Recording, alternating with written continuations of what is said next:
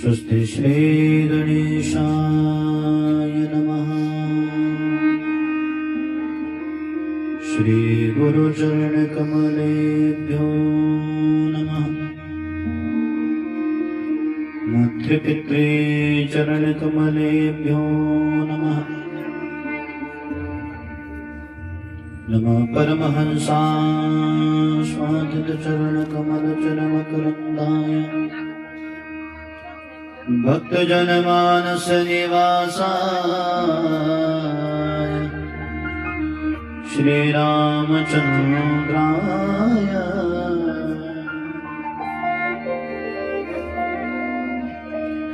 ध्येयं सदा परिभवग्नमभीष्टदोहम् तीर्थास्पदं शिवविरिञ्चिनुतं शरणम् भृत्यार्तिहं प्रणतपालभवाब्धिपोतम् वन्दे महापुरुषते चरणारविन्दम्।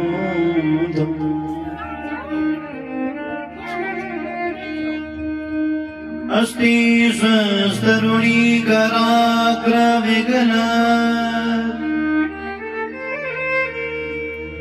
कल्पप्रसूनाप्लोतम् वस्तु प्रस्तुतवेणुनादलहरे निर्वाण निर्व्याकुलम्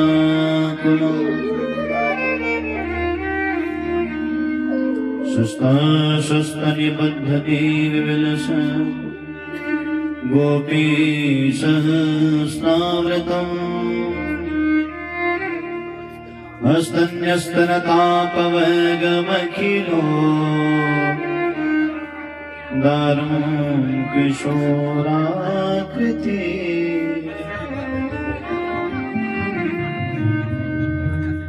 वंशी विभूषितकराननवनीरदाभा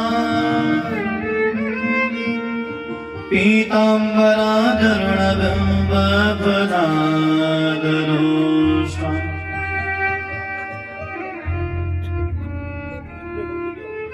पूर्णेन्दुसुन्दरमुखादरविन्दनेत्रा कृष्णात्मनं किमपि तद्महं न जाने।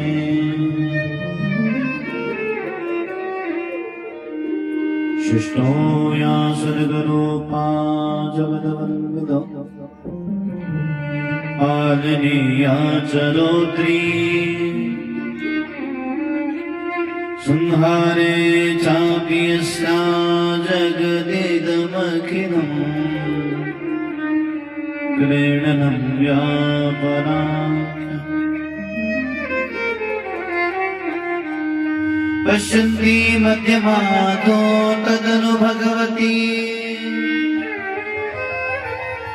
वैखरी वर्णरूपा शाश्वतवाचं प्रसन्ना वेदि हरिगिरिजा आराधितालङ्करोतु शाङ्के च विभाति भूतसुता देवापगामस्तके भाले बालविदुर्गले च गरनम् यशोरसेव्या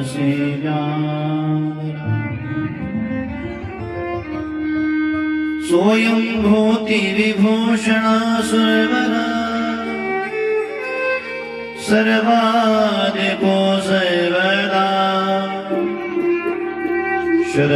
सर्वगत शिव शशिनिवास श्री शंकर पातु माम्। युवन्तः प्रविश्य मम वाचमिमां प्रसुप्ताम् संजीवयत्यखिल शक्तिधर स्वधाम्ना अन्याष्टहस्तचरण श्रवण त्वगादि प्राणानमो भगवते पुरुषाय तुभ्यम्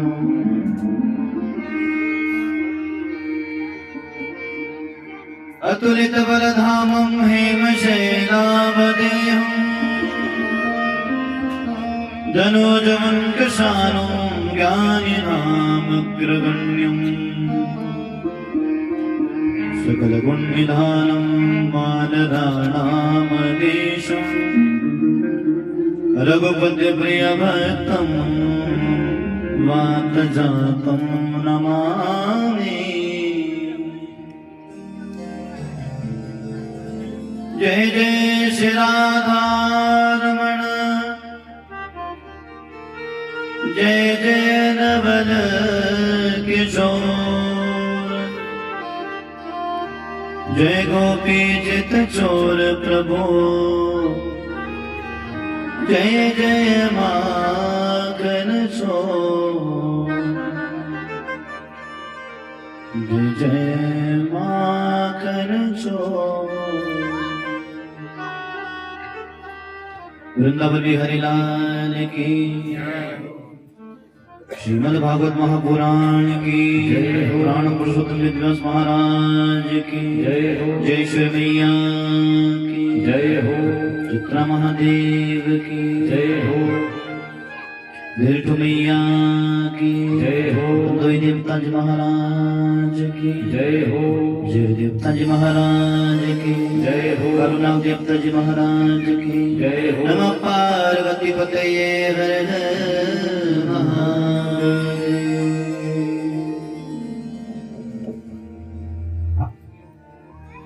हे गोपाल राधा कृष्ण गोविंद गोविंद हे गोपाल गोविंद हे राधा कृष्ण गोविंद गोविंद राधा कृष्ण गोविंद गोविंद हे गोपाल राधा कृष्ण गोविंद गोविंद गोपाल राधा कृष्ण गोविंद गोविंद कृष्ण गोविंद गोविंद कृष्ण गोविंद गोविंद गोविंद कृष्ण गोविंद गोविंद कृष्ण गोविंद गोविंद राधे गोविंद गोविंद कृष्ण गोविंद गोविंद राधे गोविंद गोविंद गोपाल राधा कृष्ण गोविंद गोविंद गोपाल राधा कृष्ण गोविंद गोविंद गोपाल राधा कृष्ण गोविंद गोविंद गोपाल राधा कृष्ण गोविंद गोविंद भगवान की जय हो।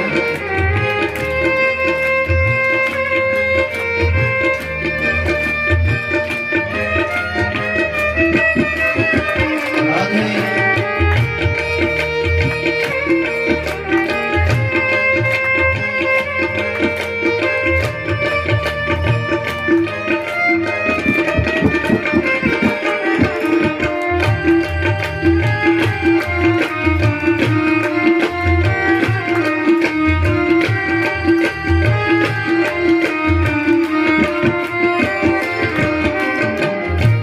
भजमन मोहन मोरारी गिरधारी जी भजमन मोहन मोरारी गिरधारी जी भजमन मोहन मोरारी गिरधारी जी भजमन मोहन मोरारी गिरधारी जी श्री बाके बिहारी सुधरे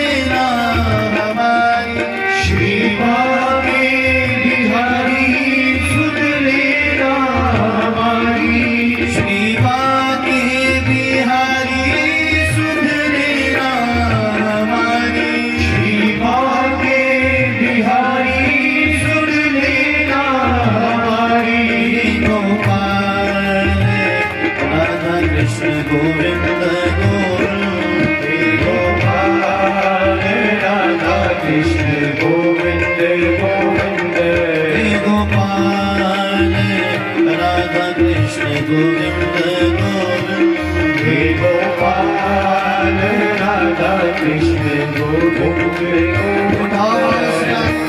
जिसके बजे ताल उसके बदल गया।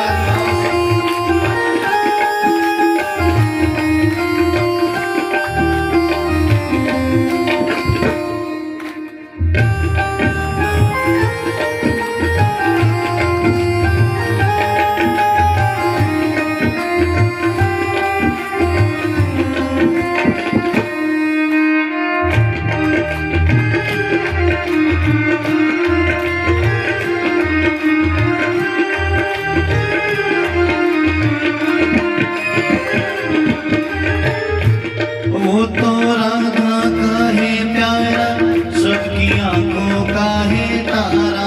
वो तो राधा का है प्यारा सबकी आंखों का है तारा। वो तो राधा का है प्यारा सबकी आंखों का है तारा। वो तो राधा का है प्यारा सबकी आंखों का है तारा।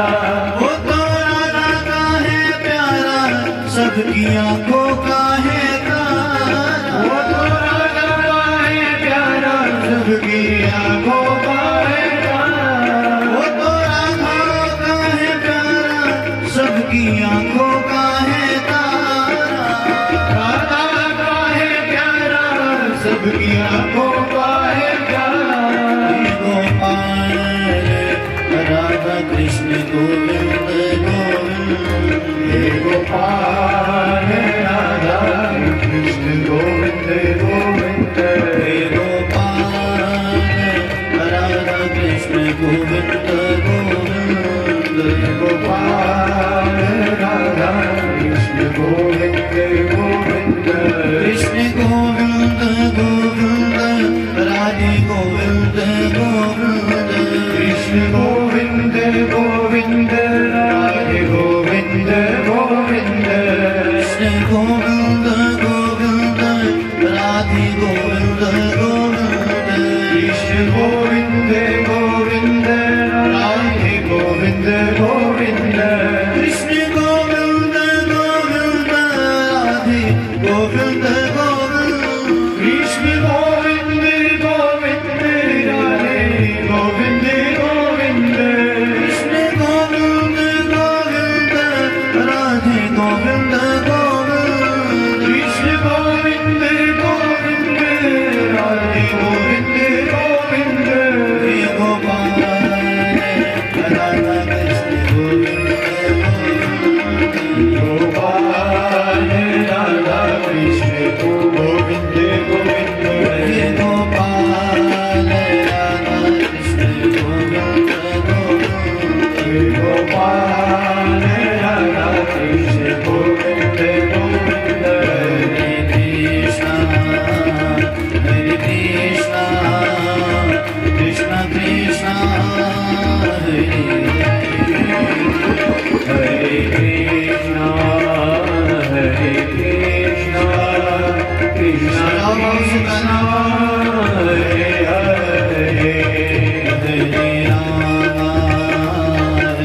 राम राम राम हरे हरे राम राम राम हरे हरे। हरे कृष्णा कृष्ण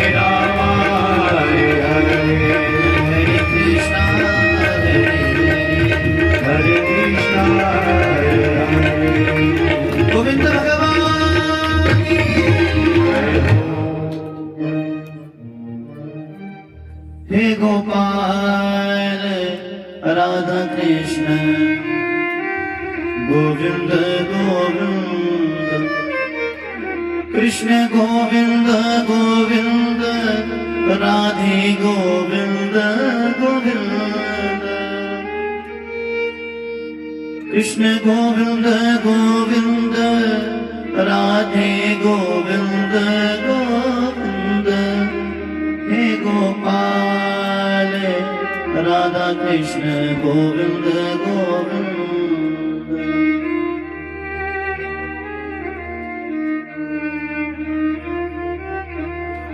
परम मंगलमय परात्पर अखिलेश्वर अकारण करुणा वृणालय भक्तमानसा कल्पतरो तड़ित द्विलिंगित पीतांबरधारी बालकृष्ण लाल जी की वांगमयी प्रतिमूर्ति श्रीमद् भागवत महापुराण परमेखिरी पुनम्बा माँ जगजननी माँ भवानी माँ जयेश्वरी माँ मैया माँ अंबिका माँ चंडिका माँ देवथु मैया बंदोई देवता जी महाराज वजीर देवता जी महाराज कालुनाथ देवता जी महाराज अनंत कोटि ब्रह्मांड नायक अखिल विश्व के संचालक सत्सर भगवान श्रीमन नारायण भगवान भूत भवन भोलेनाथ पशुपतिनाथ इष्ट देवता कुल देवता ग्राम देवता स्थान देवता महाराज एक मंडप प्रवाहित 33 कोटि देवी देवतागण एक मंडप पर अनुष्ठित विराजित विद्वत वरेण्य महानुभाव कथा में रसमाधुरी घोलने वाले संगीताचार्य बंधु शब्दमयी माताएं भक्त वृंद श्रोत्र वृंद आप सभी के हृदय में स्थित मेरा गोविंद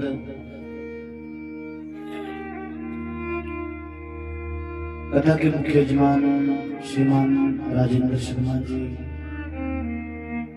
इनकी ज्येष्ठ भ्राता श्रीमान पूरनचंद शर्मा जी, इनके भ्राता श्रीमान प्रियवत शर्मा जी, इनके ही भाई स्वर्गीय लोकराम शर्मा जी, उनके सुपुत्र हरीश शर्मा जी,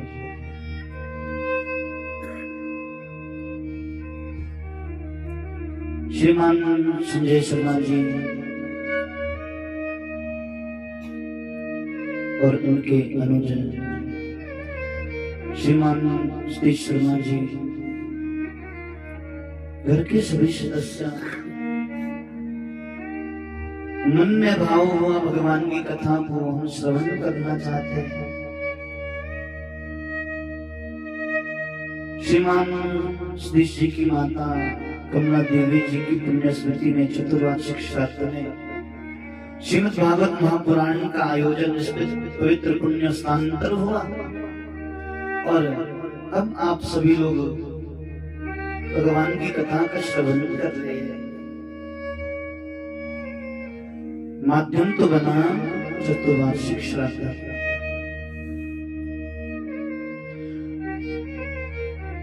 जो इस संसार में आया उसे एक न एक दिन जाना ही है, ये एकदम पक्की बात है। लेकिन उनके निमित्त हमने क्या किया, ये सबसे बड़ी बात होती है। और उनके चतुर्वार्षिक श्राद्ध में घर पर श्रीमद् भागवत महापुराण की कथा हो जाए तो इसे भगवान की कृपा ही समझनी चाहिए।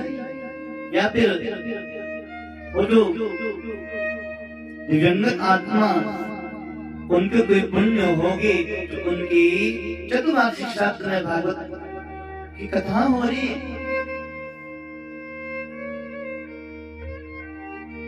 आए हैं सो जाएंगे राजा रंग फकीर, एक सिंहासन चढ़ी चढ़े एक बंदे जंजीर।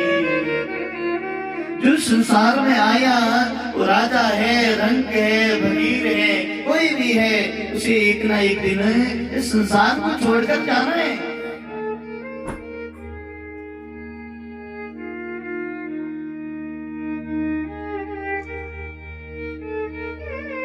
जो हमारे परिवार का सदस्य हो उसके साथ हमारा स्नेह हो जाता है।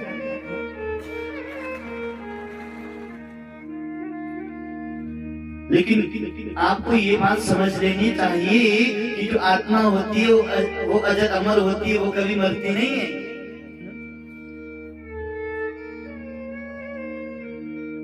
ये तो शरीर पुराना हो जाता है तो वो नए शरीर को धारण करती है। आत्मा कभी नहीं मरती। हमारा स्नेह होता है, मोह होता है जो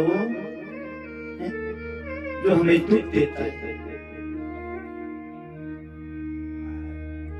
इसलिए हमारा दुख कैसे दूर हो सकता है, वो है भगवान का भजन।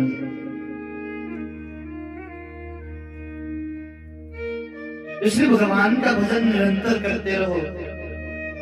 दुख है, सुख है, आपके जीवन की कैसी भी परिस्थिति है, लेकिन भगवान का भजन कभी मत छोड़ो। भगवान की कथा को हमेशा सुनते रहो।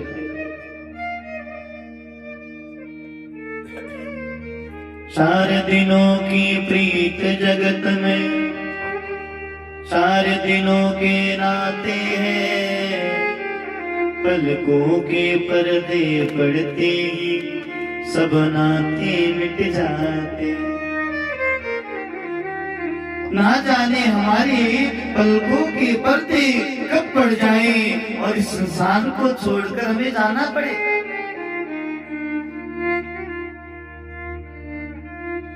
इसलिए हमेशा ये प्रयास करो कि हम किस प्रकार से भगवान का नाम जप सके, कोई अच्छा काम कर सके, कोई पुण्य कर सके जो हमारे साथ जाएगा।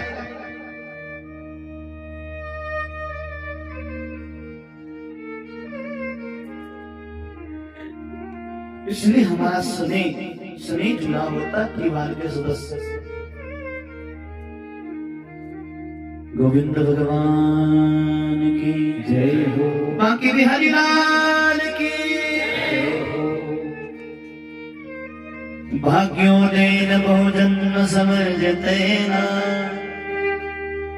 सत्संगमं च लभते पुरुषो यदा वे। अज्ञान हेतु कृत मोहमदान्धकार, नाशं विधाय हि तदोदयते। अनेक जन्मों के हमारे जब पुण्य उदित होते हैं, भाग्य का उदय होता है, तब श्रीमद् भागवत महापुराण की कथा हमें सुनने को मिलती है। भगवान का वाङ्मय विग्रह है ये।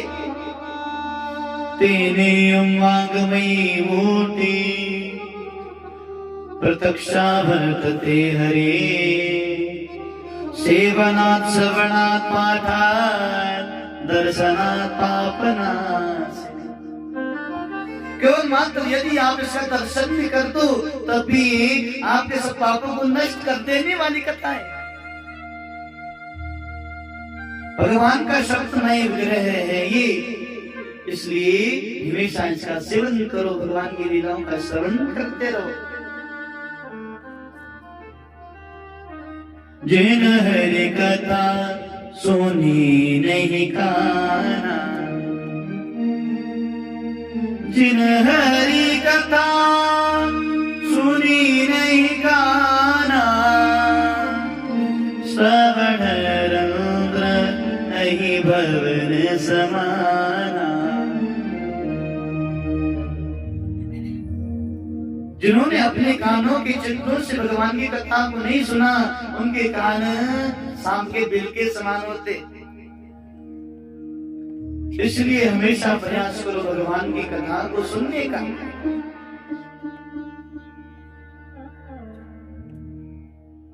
भगवान राम जब वन में गए ना, वहां पर वाल्मीकि जी से भेंट हुई।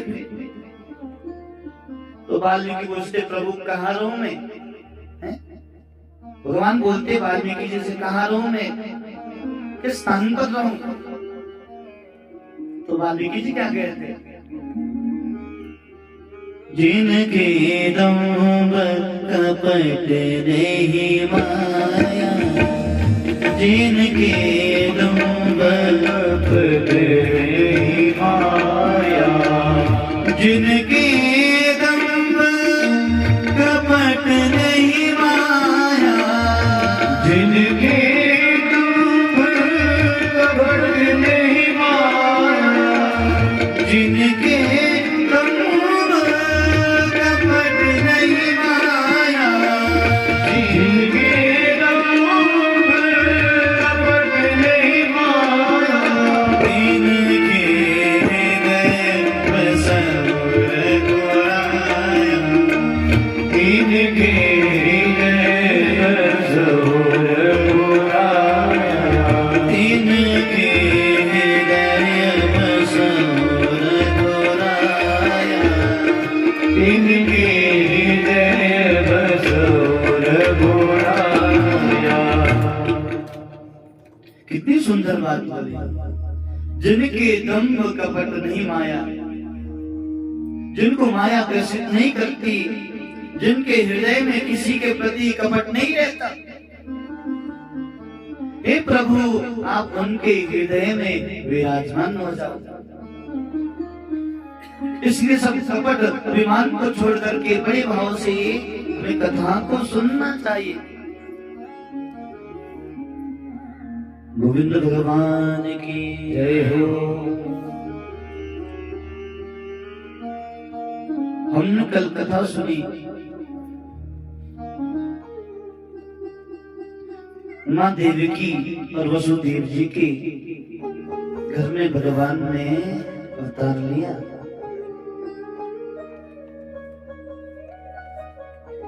सूरसेन के पुत्र है वसुदेव जी।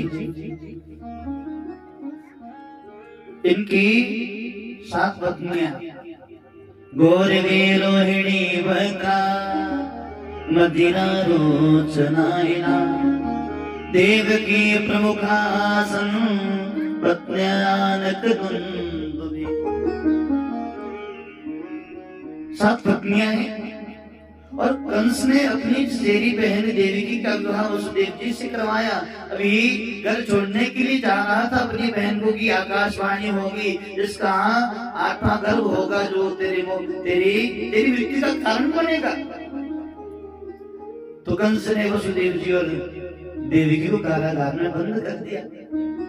और किस प्रकार से कंस ने वसुदेव जी और देवकी मैया के 6 पुत्रों को मौत के घाट उतार दिया।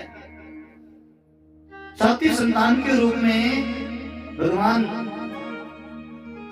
शेषनाग आए और माया के द्वारा इनका संकर्षण किया गया और इनको गोकुल में रोहिणी के गर्भ में स्थापित कर दिया। और 8वें गर्भ के रूप में भगवान नारायण स्वयं आए कृष्ण बनकर। गोविंद भगवान की जय हो।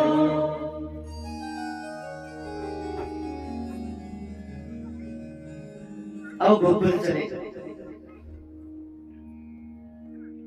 नंद बाबा हो गए 85 वर्ष के और माँ यशोदा 75 वर्ष की होगी, लेकिन कोई संतान नहीं है। इसलिए सभी ब्राह्मणों को बुलाया, अपने पुरोहित जी को बुलाया। हमारी कोई संतान नहीं, क्या करें हम?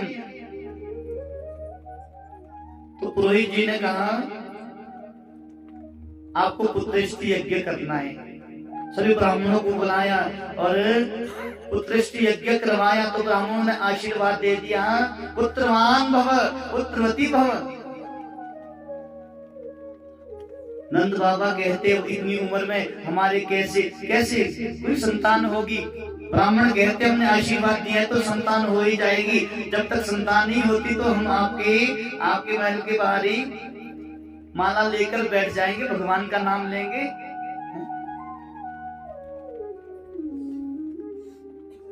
और धीरे धीरे समय बीता तो माँ यशोदा गर्भवती होगी और नंद मामा तो बस यही माला जपते, अभी तो हुआ नहीं, ना जाने कब होगा। और आज रात्रि में ऐसा चमत्कार हो गया कि नंद बाबा और माँ यशोदा के लाला हो गया। ऐसा वर्णन आता है भागवत जी में कि माँ यशोदा के लाला भी हो गया, लेकिन माँ यशोदा को पता ही नहीं है। पास में लाला पढ़ाइए तो नंदा सुनंदा दोनों बहनें जो अपनी भाभी की सेवा में आई गोकुल, अब ये सुबह सुबह गई थी। जैसे ही माँ यशोदा के कक्ष में गई तो देखा क्या छोटा सा कोई बालक, बड़ी प्रसन्न हुई, दौड़ी गई ये सुनंदा। अभी नंद बाबा तो माला फेरे थे गौशाला में बैठ करके,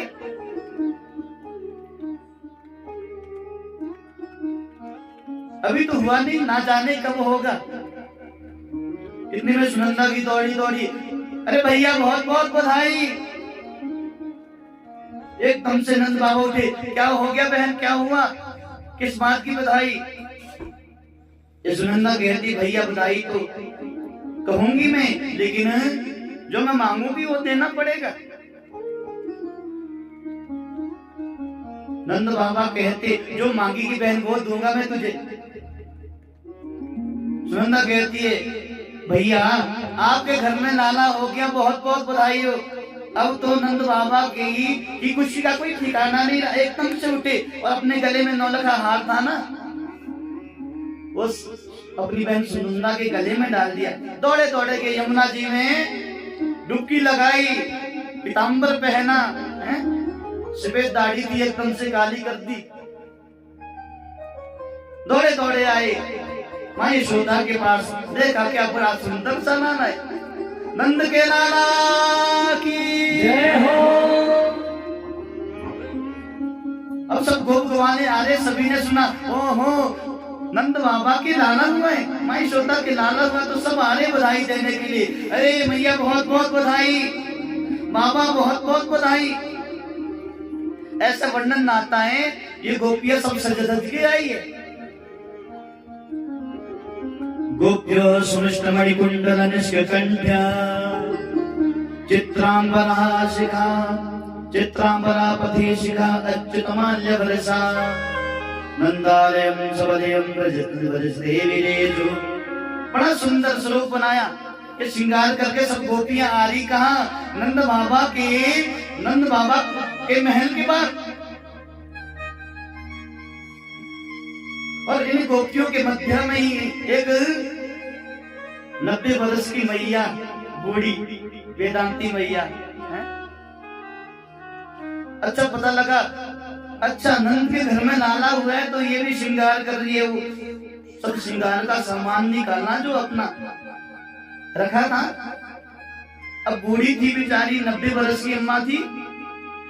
अब ये आंखों में लगाने वाली वस्तु जो श्रृंगार हम करते हैं, माताएं बहनें सब करती है, ये श्रृंगार निकाला, आंखों में लगाना था। ऐसा थोड़ा हाथ हिलता था, बूढ़ी अम्मा थी बेचारी, आंख में लगने के बजाय होंठ में लग गया है? अब होंठ में लगाने वाली वस्तु निकाली, होंठ में लगा रही थी बूढ़ी अम्मा, होंठ में लगने के बजाय आंख में लग गया है? बाल में लगने वाली वस्तु लगी गाल में, और गाल में लगने वाली वस्तु लगी बाल में। हाँ आज तो बड़ी सुंदर लग रही हूं मैं। अब नंद बाबा के महल के बाहर पहुंची तो सब बधाई दे रहे, अरे बाबा बधाई, मैया बधाई। ये सब गोप ग्वाले खेल रहे तो माखन के गोले बना रहे, ऐसे गेंसी, ऐसे माखन की गेंसी बना देते और एक दूसरे के ऊपर डाल रहे। क्यों? बड़ी प्रसन्नता है यार, ऐसे माखन का गोला बनाते, एक गोप दूसरे गोप पर डालता और बोलता भी नंद घर आनंद भयो जय कन्हैया। और इनके मध्य में ही आई ये 90 वर्ष की बूढ़ी अम्मा, इन गोपों के बीच में खड़ी होगी और पूछने लगी, अरे लालाओ कहाँ भयो है? इतने में ही एक वाले ने माखन का गोला लिया और जैसे दूसरे गोपर फेंकने लगा, ये बूढ़ी अम्मा तो बीच में अभी मुंह ही खोला था, अरे लालाओ का, अभी का बोला था, इतने में ही ये माखन का गोला सीधा मुंह में। और मुंह में टिका नहीं, सीधा है? पेट में छटक गया। अब दांत होते बूढ़ी मैया की, वेदांती मैया थी बेचारी, माखन को बोला सीधा पेट में। ऐसा थोड़ा मुंह साफ करके बोली, अरे लालाओ कहाँ भयो है? ये गोप कहने लगा, अरे बूढ़ी अम्मा है 250 ग्राम माखन का गोला खागी, अभी ने नहीं पता चलो कहाँ भयो है? अरे भयो कहा है मैया? नंद के लाला भयो है। कि बूढ़ी अम्मा बोली, हम वे ऐसे लाला तो रोज ही होया करो। सब बधाई दे रे, नंद घर आनंद भयो, जय कन्हैया। अब आप सब भी बताओ, बधाई दो।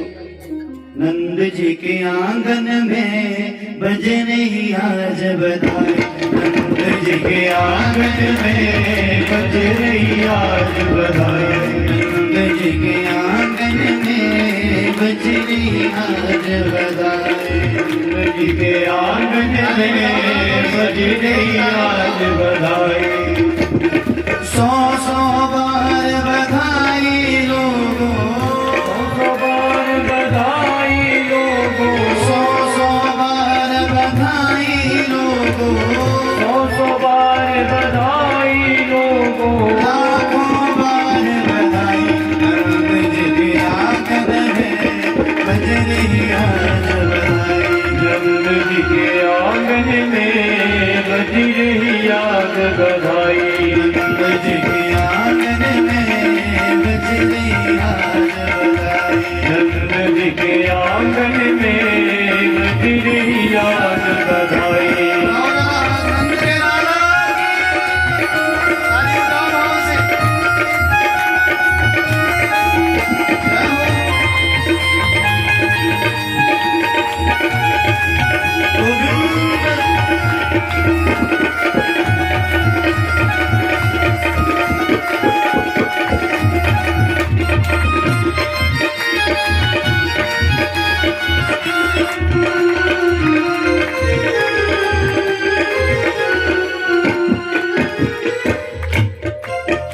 चमत्कार हो गया, चमत्कार सा हो गया लोगों, हो गई बात निराली, चमत्कार सा हो गया लोगों, हो गई बात निराली, चमत्कार सा हो गया लोगों, हो गई बात निराली, चमत्कार सा हो गया लोगों, हो गई बात निराली। रात रात में नंद बाबा की, रात में नंद बाबा की, रात में नंद बाबा की, रात में नंद बाबा की गाड़ी हो गई गाड़ी, नंद जी के आंगन में बज रही आज बधाई, नंद जी के आंगन में बज रही आज बधाई, नंद जी के आंगन में बज रही आज बधाई, नंद जी के आंगन में बज रही आज बधाई।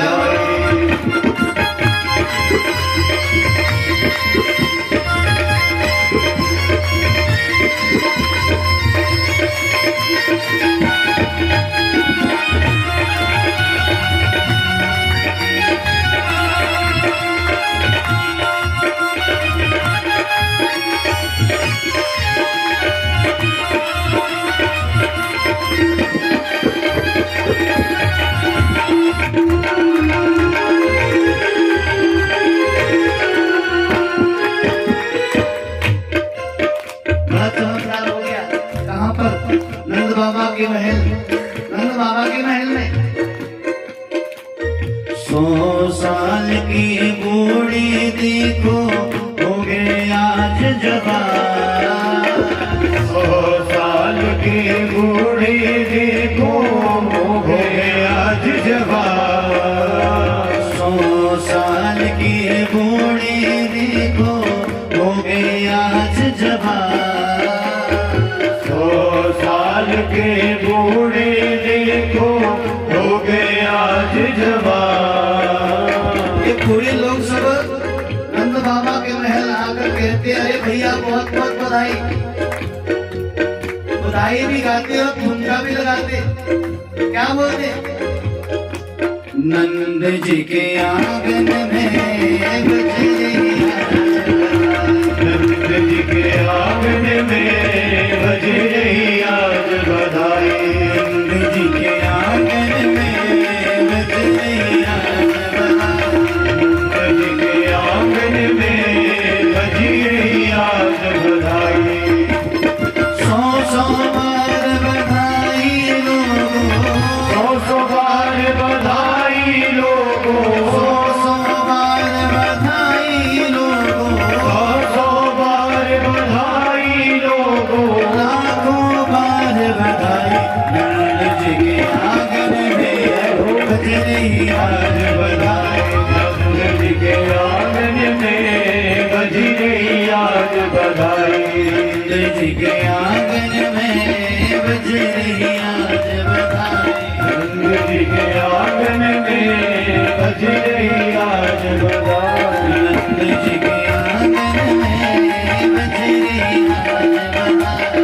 नंद जी के आंगन में बज रही आज बधाई। नंद जी के आंगन में बज रही आज बधाई। नंद जी के आंगन में बज रही आज बधाई। नंद के लाला की जय हो। यशोदा के लल्ला की जय हो। सब आए नंद बाबा के महल के बाहर और सब बहुत बहुत बधाई दे रहे।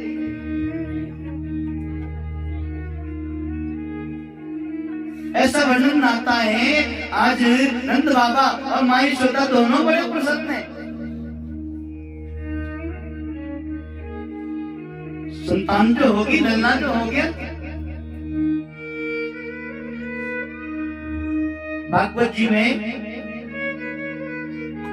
कहते, नंदस्व आत्मज उत्पन्ने जाता हरान महामनो।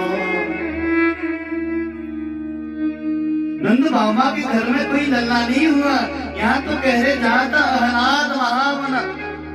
मान लो वो आनंद रूपी परमात्मा नंद के और माँ यशोदा के महल में आज जन्मा है, प्रकट हुआ है। विप्रान आहूय वेद ज्ञान स्नात सुचिरलंकृत।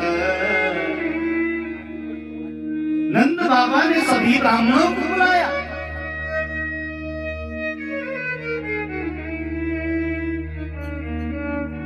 सब वेदों को जानने वाले ब्राह्मण, शास्त्रों को जानने वाले ब्राह्मण सबको बुलाया।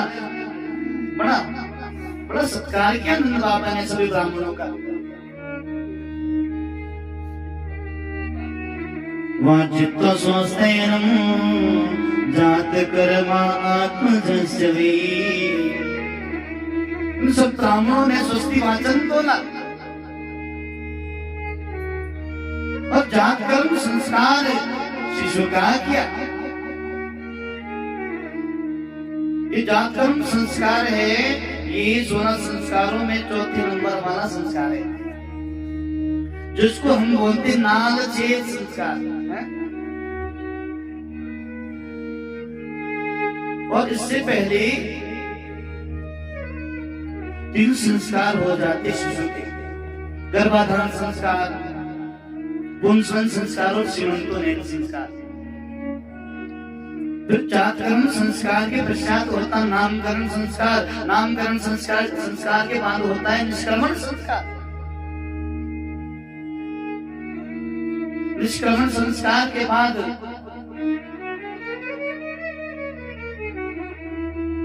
मुंडन संस्कार, चूड़ाकरण संस्कार, कर्ण भेद संस्कार, ये कान चेतना भी है संस्कार है। अच्छा, और आपसे कहती हूँ आपकी जानकारी के लिए, संस्कार बिल्कुल ऐसा नहीं होता एक कान छेद दिया उसमें एक बाली लगा दी है।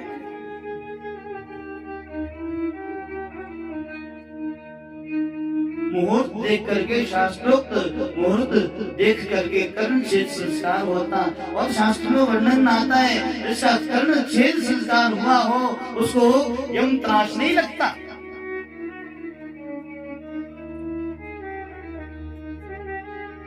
और यज्ञोपवीत संस्कार, इसके बाद वेदारंभ संस्कार, फिर समावर्तन संस्कार है, विवाह संस्कार उसके बाद की बात, अंत्येष्टि संस्कार फिर होता। लेकिन अब दो ही संस्कार रह गए, एक विवाह और दूसरा दाह संस्कार, वो भी दोनों मजबूरी वाले ही। संतान बड़ी हो जाए तो माता पिता को विचार करना पड़ता है, हमारा बेटा हमारी बेटी बड़ी होगी, समय से विवाह होना ही चाहिए। नहीं तो जो भी रिश्तेदार आएंगे तो बोलेंगे अरे तुम्हारे पुत्र का अभी तक विवाह नहीं हुआ है, तो मजबूरी वाले करवाना ही पड़ेगा वंश वृद्धि के लिए। और दूसरा दाह संस्कार ये भी करवाना ही पड़ेगा, मजबूरी वाला है ना। ऐसे नहीं तो लोगों की शर्म से तो करवाना ही पड़ेगा है? मजबूरी वाले भी अच्छे से नहीं हो रहे। अब विवाह होता है और जहां पर विवाह मंडप बनता है ना, वहां पर ब्राह्मण देवता होते जो संस्कार करवाएंगे।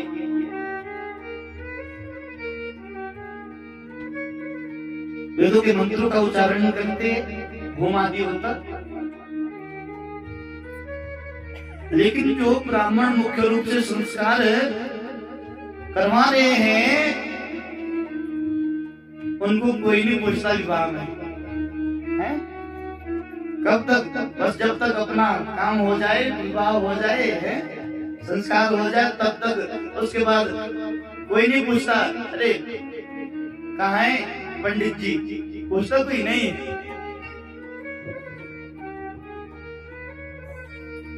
जब ढोल नगाड़े वाले आ रहे तो उनको पहले ही पैसे दिए जाते, कहीं ऐसा ना हो बाद में मना करते हैं। और नाच गाने के लिए सब व्यवस्था पहले से हो जाती है, और जितना वो मांगे उनके लिए देना भी पड़ता है।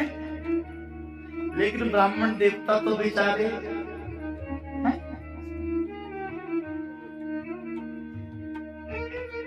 देखो सबसे अधिक किसका महत्व सबसे अधिक है? जो संस्कार करवा रहा है कि नहीं? उसका महत्व तो सबसे अधिक है,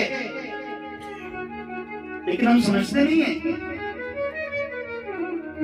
और आपसे मैं बोल दूं, ब्राह्मण अपने मुख से यदि एक भी मंत्र कह दे तो उसकी दक्षिणा कोई नहीं दे सकता है? बड़ा उपकार करते हम।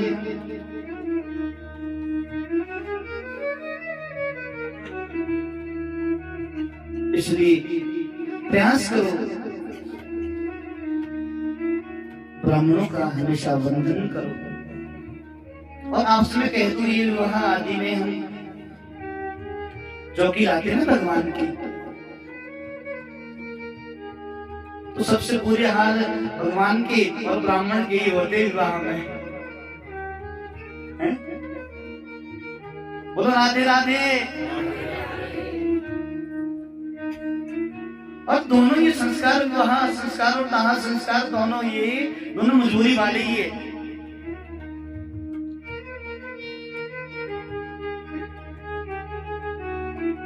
ऐसा वर्णन आता, सभी ब्राह्मण आए वहां जितना स्वस्थैनम जात कर्म आत्मजस्य भी, जात कर्म संस्कार हुआ। और नंद बाबा इतने प्रसन्न है आज, बड़े प्रसन्न है। जो मन में आ रहा वो दान कर रहे, जो भी आता सबको दान करे, बड़े प्रसन्न है आज। तिला दीन सप्त रत्नों का सात कुंभा वरामृतान। देखो क्या क्या दिया नंद बाबा ने। धेनुनाम्युते प्रादान विप्रेभ्य समनं कृते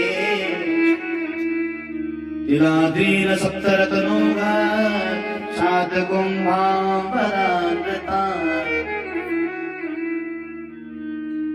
तुरंत ही 2 लाख गायों का दान कर दिया। और कैसी गाय? हम पुरोहित जी को बुलाते, पुरोहित जी आना, आपने हम गोदान करना चाहते। पुरोहित जी आए तो देखा क्या, जिस गाय का दान करना है बूढ़ी गाय बेचारी है, दूध नहीं दे पाती है। पुरोहित जी मन में भी सोच रहे दान तो मैं ले लूंगा, लेकिन घर में धर्म पत्नी से बड़ी पिटाई होने वाली है। ऐसी गाय का दान होना चाहिए जो स्वस्था हो। अब दान भी कौन कर सकता है? क्यों? क्योंकि गौ माता को कोई पालता तो है नहीं। दान तो तब करेगा यदि पालेगा, यदि गौमैया की सेवा करेगा कोई, तब तो दान करेगा ना। आज तो मैंने सड़कों पे छोड़ दिया गौमैया को। अभी देखो ये बर्फबारी हुई ना, तो क्या हालत हो रही है गौमैया की।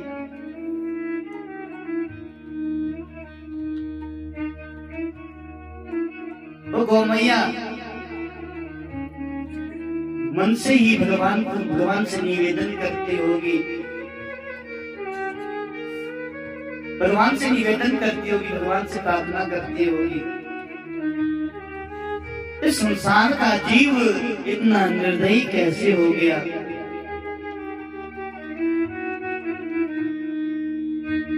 अधिक नहीं कहना चाहता मैं, बस यही कहना चाहता हूँ, गौमैया की सेवा करो, गौमैया को पालो। और जितनी गौमैया सब सड़क में है ना, यदि सब लोग एक एक गौमैया को पाले तो कोई भी सड़क में रहने वाली नहीं है। बस ये संकल्प लेना है गौमैया की हमने सेवा करनी है। बोलो राधे राधे, गोविंद भगवान की। आज जो मन में आ रहा है नंद बाबा वो दान कर दे। नंद बाबा ने सभी गैयाओं के खुर सिंह सोने से मर दिए, खुर चांदी से मर दिए, और 2 लाख गायों का तुरंत दान कर दिया। और सब अभी तो गोकुल में बधाई गा रहे सब लोग, सब बधाई दे रहे, बड़ा उत्सव हो रहा है गोकुल में। देखो ये उत्सव तो चलता रहेगा। नंद जी को ध्यान आया इस बार मैंने कर नहीं दिया। मथुरा गए हैं नंद बाबा, और महाराज कंस है, तो कंस महाराज के पास जाकर के नंद बाबा कहते, महाराज इस बार मैं देरी से आया तो इसलिए क्षमा चाहता हूँ, ये वापसी कर देने आया हूँ मैं। कंस कहता है, अरे नंद बाकी तो ठीक, तुम बड़े प्रसन्न लगते हो, क्या हुआ? नंद बाबा कहते, इतनी उम्र में मेरे लल्ला जो है प्रसन्न तो होंगे ही ना। कंस ने कहा, जाओ अपने खजांची को कहा, जाओ तुम और हीरे मोती सोना चांदी सब लाओ, आज मैं नंद को बधाई दूंगा। नंद बाबा कहते, महाराज आपकी कृपा से सब है, कोई कमी नहीं है। अच्छा देना चाहते हो तो मेरे लल्ला को आशीर्वाद दे दो ना। कंस ने भी कहा, नंद तुम्हारा नाना 100 साल तक जिए। इस कंस को ये भी नहीं पता, जिसको मैंने आशीर्वाद दे दिया वही तो मेरी मृत्यु का कारण है। कंस ने भी नंद बाबा को बहुत बहुत बधाई दी। नंद बाबा अभी मथुरा से गोकुल आ ही रहे थे, तभी वसुदेव जी की याद आ गई। नंद जी वसुदेव जी के पास में गए। दूर से वसुदेव जी को देखा तो नंद बाबा के नेत्रों से अश्रुधार बह पड़ी।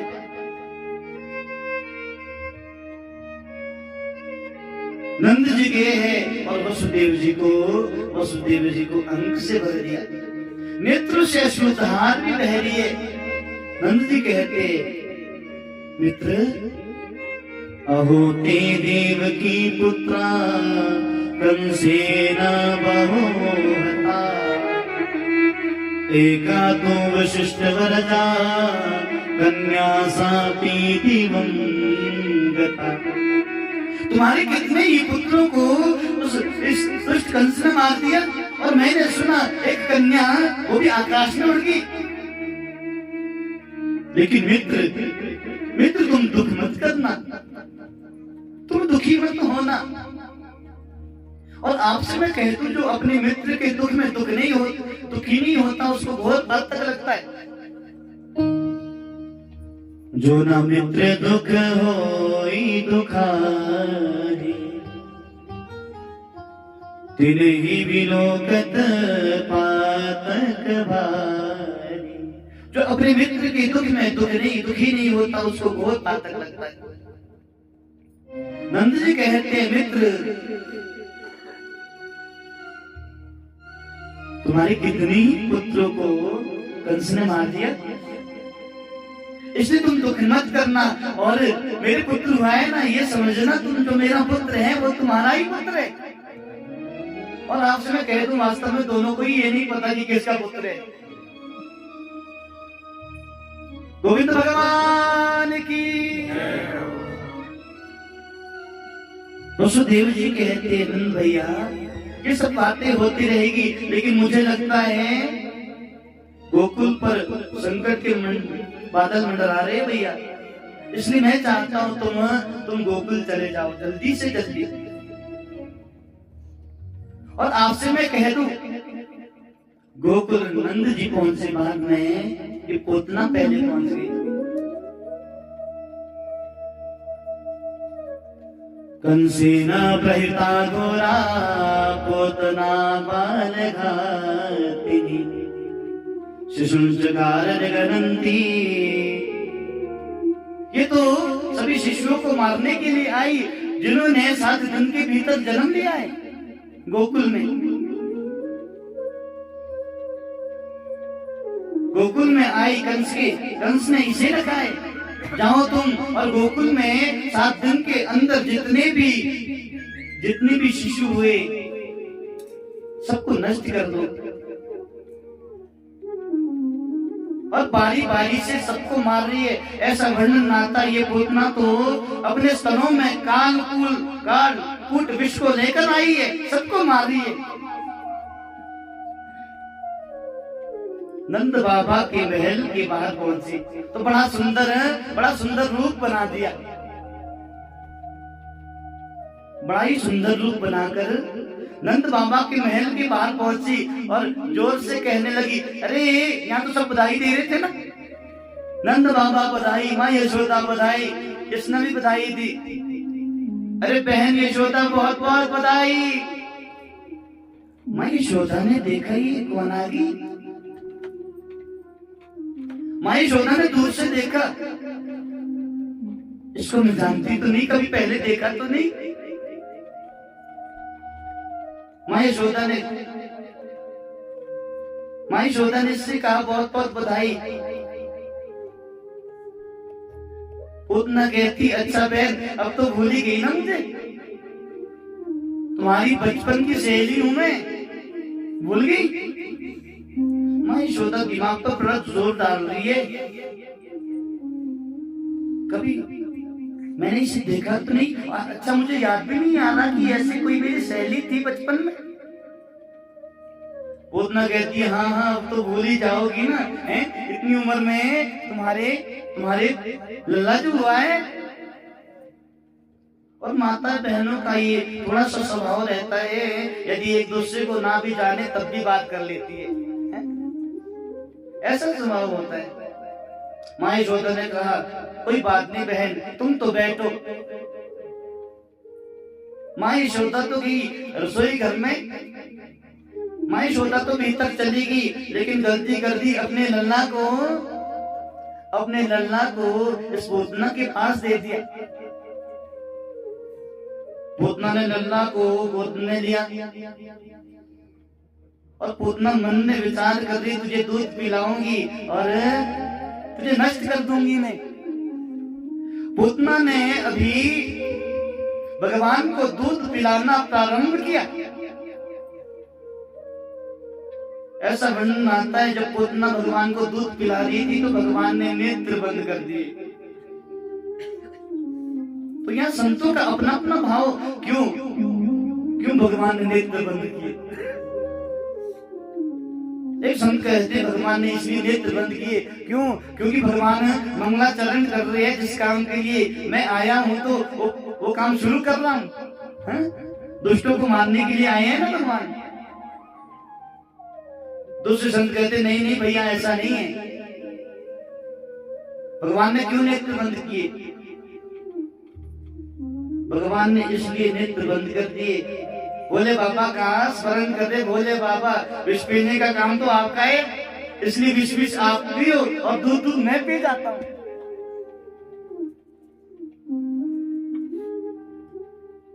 एक संत कहते हैं कि भगवान ने इसलिए नेत्र बंद किए क्योंकि भगवान के नेत्र में सूर्य और चंद्रमा रहते हैं, इसलिए उनकी दृष्टि इस दुष्टा पर ना पड़े, इसलिए भगवान ने नेत्र बंद किया। अपने अपने भाव है संतों के अपने अपने भाव है। और भगवान ने सब पहले तो विष पीना प्रारंभ किया, अब दूध पीगे, और अब धीरे धीरे भगवान अब पूतना के प्राण हरण कर रहे। तो पूतना को बड़ा कष्ट होता है। पूतना कहती है छोड़ दे लल्ला, छोड़ दे लल्ला, छोड़ दे लल्ला।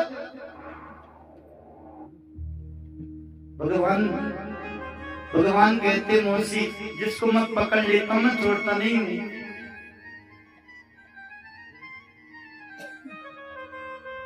पूतना कहने लगी, अरे लल्ला बड़ा कष्ट होता है, छोड़ दे मुझे। भगवान कहते छोड़ूंगा तो नहीं मैं। सामुंच मुंचा मेरी प्रभाश्री निष्पेचमान अखिल जीव मर्मणि। अरे छोड़ दे लल्ला, छोड़ दे लल्ला। नहीं छोड़ेगा तो तुझे मैं मथुरा ले जाऊंगी कंस महाराज के पास। ऐसा वर्णन नाते पूतना ने विराट स्वरूप बनाया है अपना, और आकाश मार्ग में चलेगी भगवान को लेकर के। नहीं छोड़ेगा तो तुझे कंस महाराज के पास ले जाऊंगी। ऐसा वर्णन आता है भगवान ने इस पूतना के प्राणों को भी पी लिया, प्राण भी इसके हरण कर दिए। तो ये पूतना का विशाल काय देह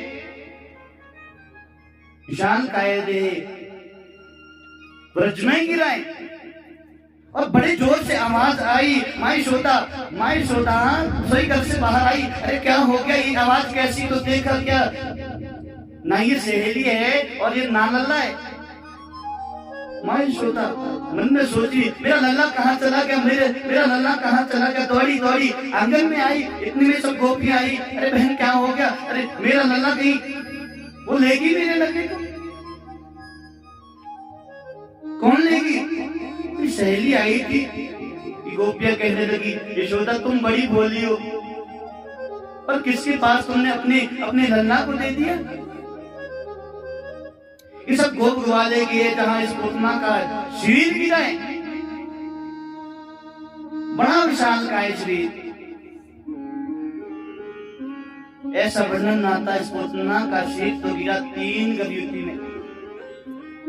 कितनी गवयुति में? जोर से बोलो जरा थोड़ा, आज संख्या भी कम है ना लोगों की, है? इसलिए आवाज नहीं आ रही है आप लोगों की, लेकिन आप इतने प्रेम से सुन रहे कि सुनाने का बड़ा आनंद आ रहा है। गोविंद भगवान की 3 गवयुति में इस पूतना का शरीर गिरा तो एक गवयुति होती लगभग 2 कोस की। हाँ? और एक कोस लगभग होता 3 किलोमीटर, है ना? तो एक गवयुति होती 2 कोस की, तो 3 गवयुति कितने कोस की हुई? जल्दी बोलो, हैं? 4 की आवाज आई बीच से। एक गवयुति होगी 2 कोस और 3 गवयुति होगी 6 कोस की, और एक कोस लगभग होता 3 किलोमीटर, तो 6 कोस कितने होंगे? 18 किलोमीटर। इतना विशाल कायदे भागवत जी में लिखते हैं। आपको लगता होगा ये व्यास जी अपने से ही हिसाब किताब लगा रहे भैया, हैं? और ऐसा वर्णन आता है इस शरीर, इस पूतना के शरीर के नीचे जो कुछ भी आया, मकान, पेड़ पौधे, सबका चूर्ण बन गया। देखो वाले सब आए, सब गोपियां आई, माँ यशोदा आए, नंद बाबा आए, तो देखा क्या मेरे कन्हैया तो पूतना के वक्ष स्थल पर किलोल कर रहे। अब भगवान को उतारे कैसे? इन गोप भगवानों ने सीढ़ी का प्रयोग किया, सीढ़ी से चढ़ करके भगवान को उतारा। और आज भगवान ने पूतना का उद्धार किया।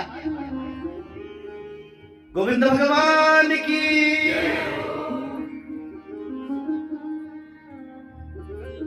अहो वकीयं स्तनकारकूटं जिघांसया पाययत प्रसादे लेभे गतिं तात्रयुचितां ततोऽन्यं कं वा दयालुं शरणं भजेम।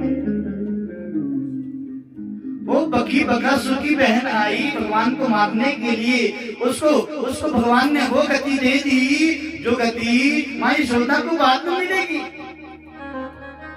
माँ यशोदा ने तो भगवान को पालना बड़ा किया, भगवान की सेवा की, है? जो गति माँ यशोदा को बाद में मिलने वाली है वो गति पूतना को पहले दे दी। इतने दयालु हैं, इतने दयालु है मेरे भगवान। और क्या गुण था? ये तो आई थी भगवान को विष पिलाने के लिए, है? दूध का बहाना लेकर के, तो माता समझकर भगवान ने उद्धार कर दिया।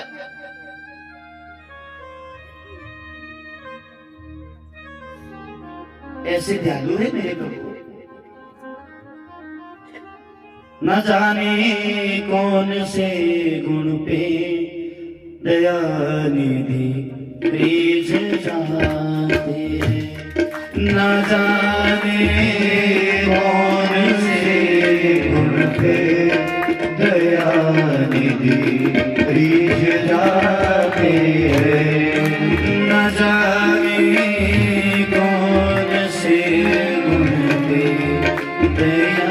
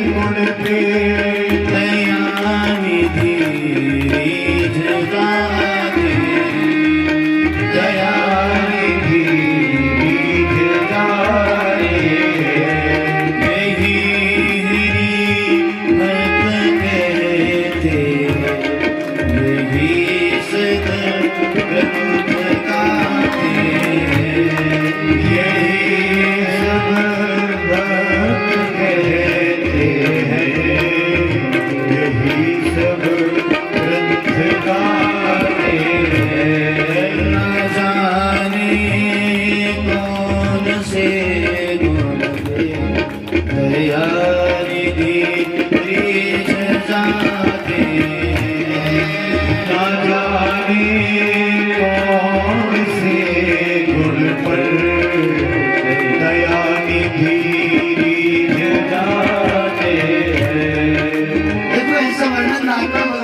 पुतना का उद्धार कर दिया। तो इतना विशाल काय देह है, तो इन बालों ने, इन गोपों ने इस पुतना के सिर की कई भाग कर दिए और तहा संस्कार इस पुतना के सिर का किया। और जब तहा संस्कार किया तो पुतना के सिर से जो उठ रहा धुआं है उससे सुगंध आ रही है। क्यों? क्योंकि जिस पुतना के सिर का भगवान ने स्पर्श किया है उससे दुर्गंध कभी नहीं आ सकती, उससे तो सुगंध ही आने वाली है। आज भगवान ने उस पुतना का उद्धार कर दिया। गोविंद भगवान की जय हो।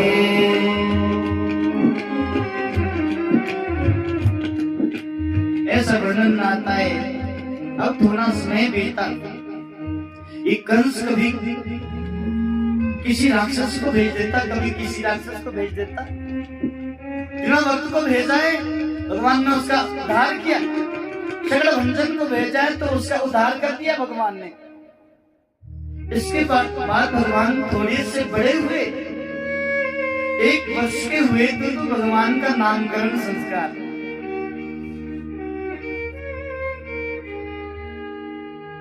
गर्गाचार्य जी को बुलाया और गर्गाचार्य जी मथुरा से गोकुल आए नामकरण करने के लिए।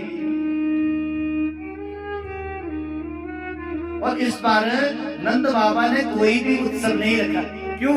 जब भी नंद बाबा कोई उत्सव रखते तो ये कंस किसी न किसी को भेज देता। गौशाला में भगवान का नामकरण संस्कार हुआ है।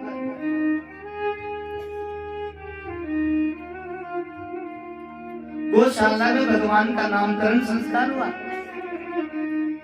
गर्गाचार्य जी आए और माँ यशोदा और माँ रोहिणी के भी जो वो भगवान जिसे माया ने शेषनाग जी को संकर्षण करके माँ रोहिणी के गर्भ में स्थापित किया था, उस लल्ला का भी तो जन्म हो गया।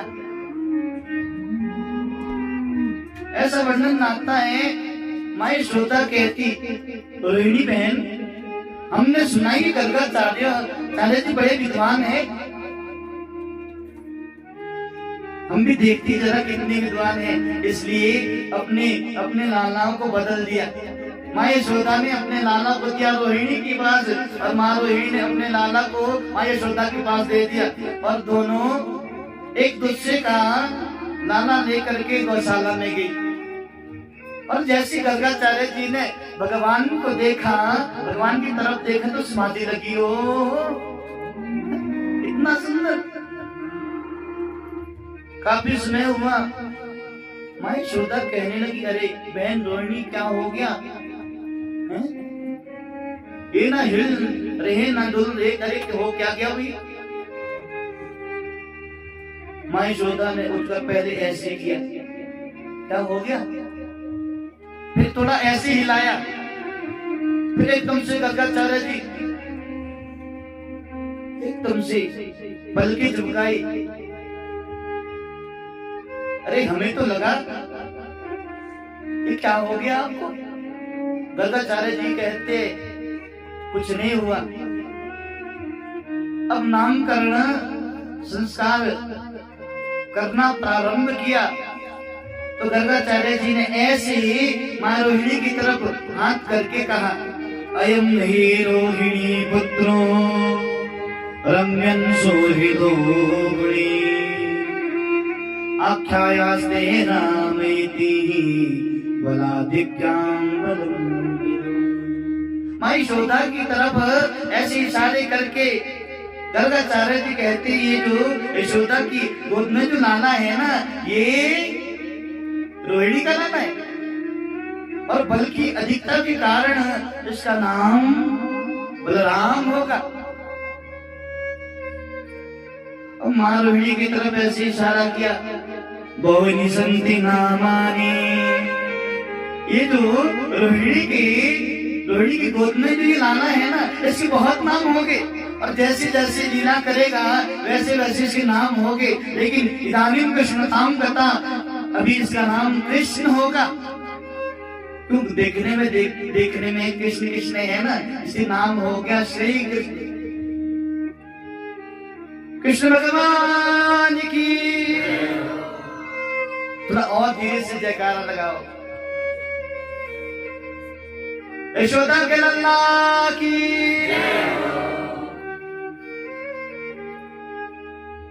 अब माँ यशोदा इन दोनों को प्यार से कहती है कन्ना और बलुआ। जब हम लोग देते ना कोई नाम घर में बच्चे का, अब थोड़े दोनों बालक बड़े होने लगे तो भगवान थोड़े बड़े हुए, अब आंगन में चलते हैं, फिर गिर जाते, फिर उठते, फिर चलते। तो रसखान जी का बड़ा सुंदर भाव है यहाँ पर। धूली धरी अंग सोहत शाम जो, कैसे बनी शिर चोनर चोटी, खेलत खात फिरे अंगना, तब तेजनी बाजत पीरी कचोर। वाछबी को रस खानी बिलोकत, भारत काम करा निधि कोटि, काग के भाग को क्या कहिए, हरियाद से ले गए उमा के निरोट। कन्हैया थोड़े बड़े होते तो माँ यशोदा ने तो सुंदर चोटी बना दी, छोटी छोटी। आंगन में खेलती रही कन्हैया तो तन्ने दूध रमा लेते, हाथ में रोटी भी लिए, और जो पाँव में पैजनियां बज रही है ना, छन छन छन छन छन छन छन छन ऐसी आवाज आती इससे। थोड़े चलते, फिर गिरते, फिर और चलते। इतने में कौवा आया उड़ता हुआ और कन्हैया के हाथ से रोटी का टुकड़ा ले गया। कन्हैया को बड़ा क्रोध आया, अपनी रोटी वापस लूंगा, इस कौवे के साथ युद्ध करूंगा मैं। रसखान जी का बड़ा सुंदर भाव है। आंगन में चलते तो वो पैजनियां जब बजती, आहा माँ यशोदा स्तब्ध होकर के सुनती, मेरा लाला कितना सुंदर चलता है, बड़ा सुंदर चलता है मेरा लाला।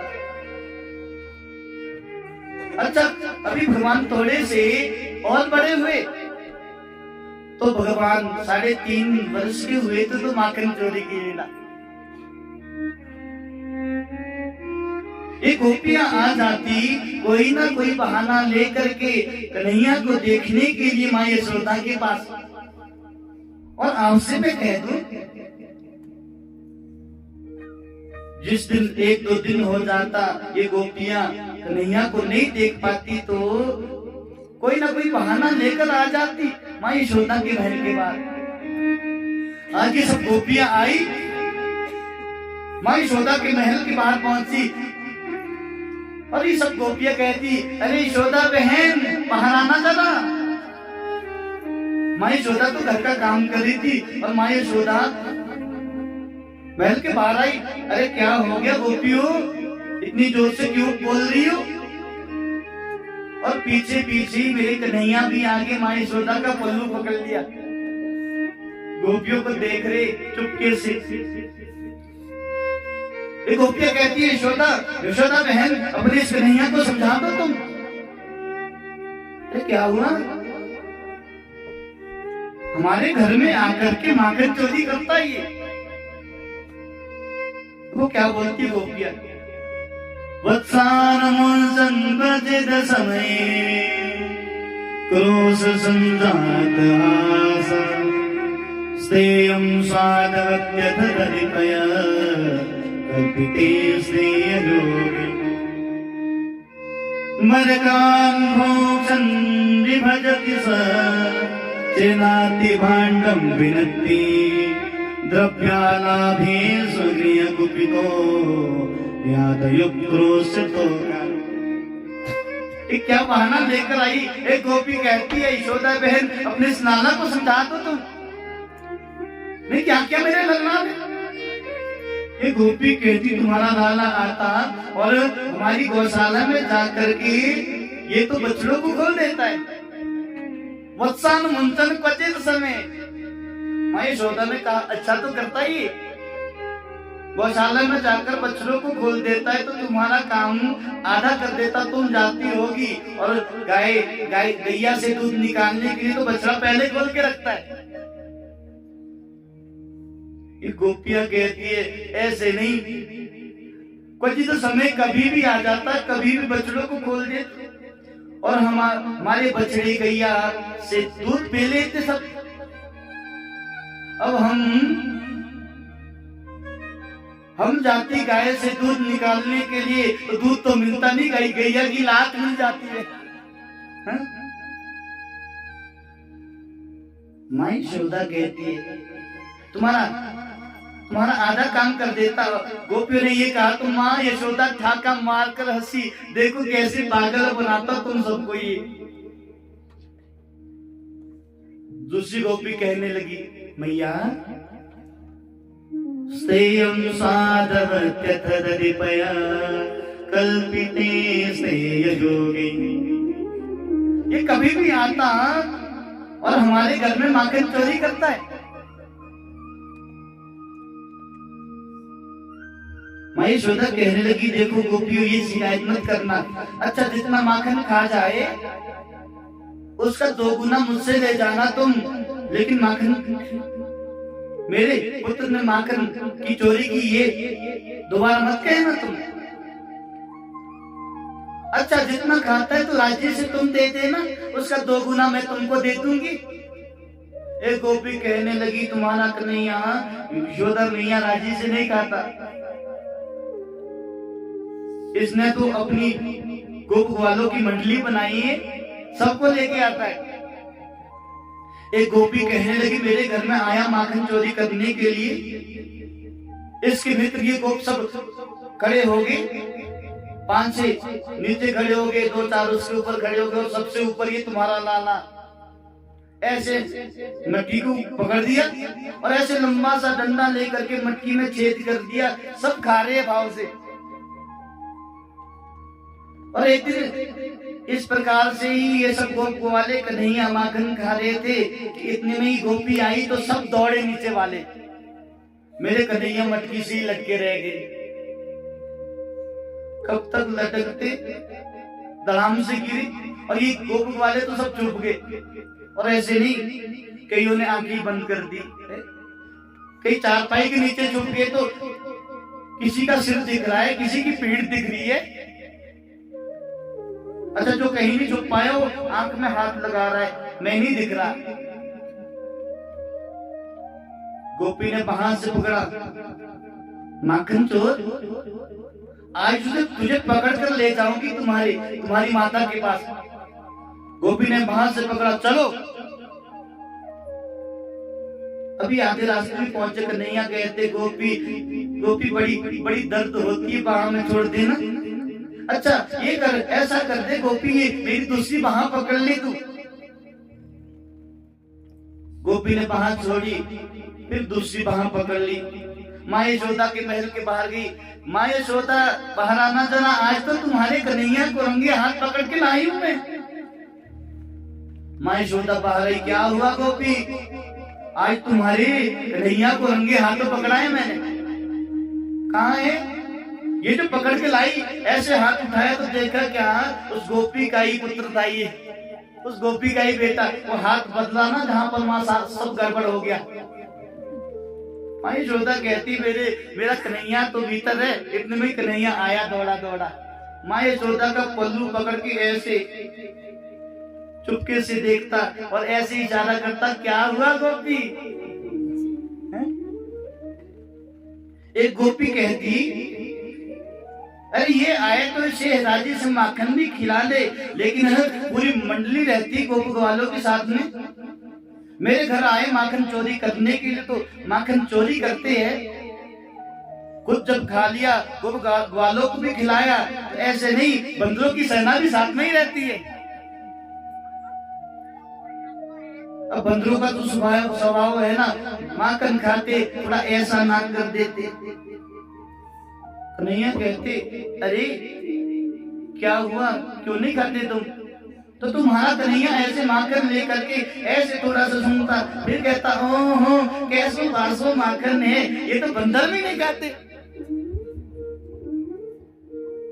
और तुम्हारा कन्हैया हमारे घर में आकर के मटिया फोड़ देता है। माई यशोदा ने कन्हैया को धीरे से कान से पकड़ा, क्यों करता है माखन चोरी? अभी माखन चोरी करता है, फिर बड़े होकर के कुछ और चुराएगा तू? हाथ में छड़ी ले ली। तो माँ यशोदा मेरे कन्हैया को डांटी रही थी, गोपियों ने हाथ जोड़ दिए, भैया मारना नहीं, मत मारना। तुम्हारा कन्हैया कोई माखन चोरी नहीं करता, हम राजी से इसे खिलाती है। ये तो जब तुम्हारे कन्हैया को हम बड़े दिनों तक देखती नहीं तो इसे देखे बिना रहा नहीं जाता। देखे बिन काना के जब मन नहीं माना, आज हमने इन आंखों से ब्रह्म को है जाना।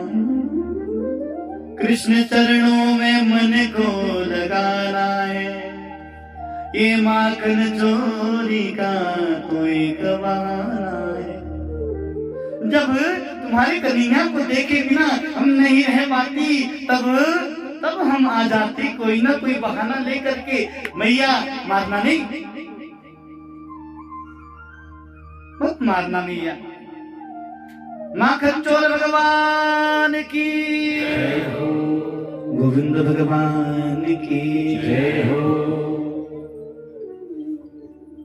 इसके बाद भगवान थोड़े बड़े हुए तो भगवान की मिट्टी खाने की लीला।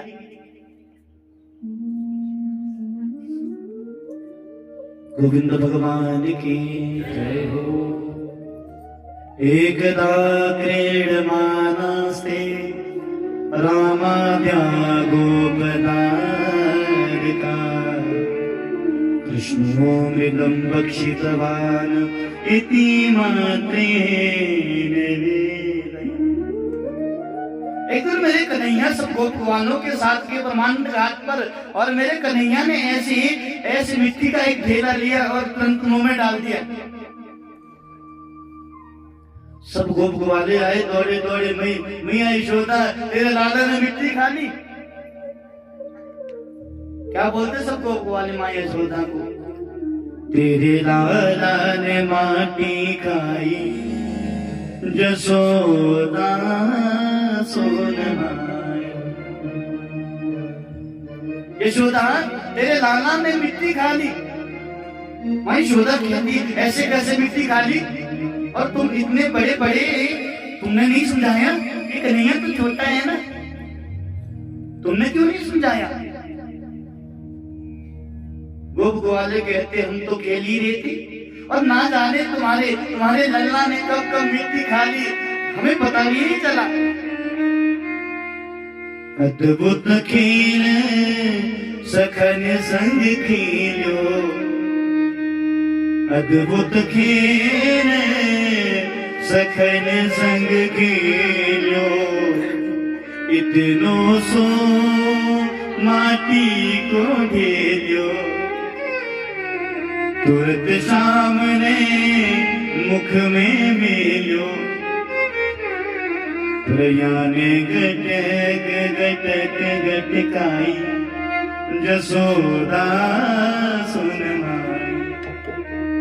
एक तुम्हारे कन्हैया ने ये मिट्टी का ढेला लिया, ना जाने कब, और अपने मुंह में डाल दिया। फिर तो तुम्हारा ये कन्हैया मिट्टी खाने लगा भैया। माँ यशोदा ने ऐसे कन्हैया का कान पकड़ दिया, बता क्यों खाता मिट्टी? हाथ में छड़ी भी ले ली। कन्हैया मिट्टी खाता है? दूध दही को कब होना नाटी। क्या बोलती माँ यशोदा? कस्मान मदांतात्मन भगवान भवान भक्षितवान, वदन्ति तावकाहेते कुमारास्ते गजो। बता क्यों खाई मिट्टी? दूध दही को कबहू न नाटी, तो क्यों लाला तूने खाई माटी। जसोदा ने समझा रही साटी, या कोनी के दया नहीं आई। जसोदा सोना माई यशोदा ने ऐसी छड़ी दे दी, बता कन्हैया क्यों खाई मिट्टी। कन्हैया कहती, अब बोल तो नहीं पा रहे ना, मुंह में तो मिट्टी है, नहीं खाई भैया। ऐसे इशारा करते कन्हैया, नहीं खाई भैया, ये झूठ बोलते हैं सब। माँ यशोदा कहती, हाँ हाँ सत्यवादी राजा हरिश्चंद्र तो तू ही है इस व्रत में, है? मुंह खोल अपना। मोहन को मोहना खुलवायो, अपना मुंह खोल। और जैसे कन्हैया ने मुंह खोला तो माँ यशोदा ने क्या देखा कन्हैया के मुंह में? ये सब पेड़ पौधे, पहाड़, नदी नाले, सब झरने, संपूर्ण ब्रह्मांड को ये सूरज चंदा सब कन्हैया के मुख में ही देखा। और माँ यशोदा ने देखा कन्हैया भी खड़ा है, मैंने और माँ यशोदा ने कान भी पकड़ रखा है, ये भी सब कन्हैया के मुख में ही देखा तो मूर्छित होगी, भूमि पर गिर गई। भगवान सोच रही ये क्या हो गया मैया को? अच्छा मेरी ऐश्वर्य शक्ति ने प्रदर्शन दिखाया अपना। भगवान कहते या कोई आवश्यकता नहीं है, तो मेरी मैया है। माँ यशोदा की मूर्छा टूटी। माँ यशोदा कहती कन्हैया तुम्हारे मुख में क्या देखा मैंने? कन्हैया कहते क्या देखा मैया? अरे मैंने देखा है ये सूर्य चंदा, नदी नाले, पेड़ पौधे, और मैंने तो देखा गोकुल में हमारा महल, और महल के बाहर ही तुम भी खड़े, मैं भी तुम्हारे समक्ष ही खड़ी हूँ, और मैंने कान भी पकड़ रखा है। ये क्या देखा मैंने? किम स्वप्न एतद् एव माया, क्या किसी की माया है ये? क्या ये स्वप्न है ये? कन्हैया ये क्या देखा मैंने?